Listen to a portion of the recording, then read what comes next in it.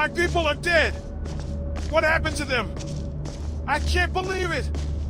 I just need to calm down and investigate.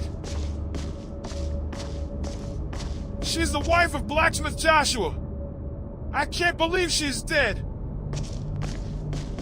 Whoever reads this diary, do not touch the amulet. It's cursed.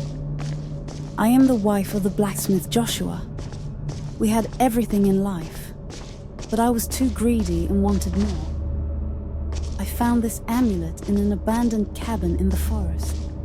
It was sealed, but I managed to take it. It is said to hold the power of the gods of wishes, but I didn't know that the price to be paid is the soul of our people. To destroy this amulet, find my husband's golden hammer of light. My husband died before he could destroy the amulet, and I cannot hold the hammer because I am the bearer of the amulet. I tried to bury it or melt it in our furnace.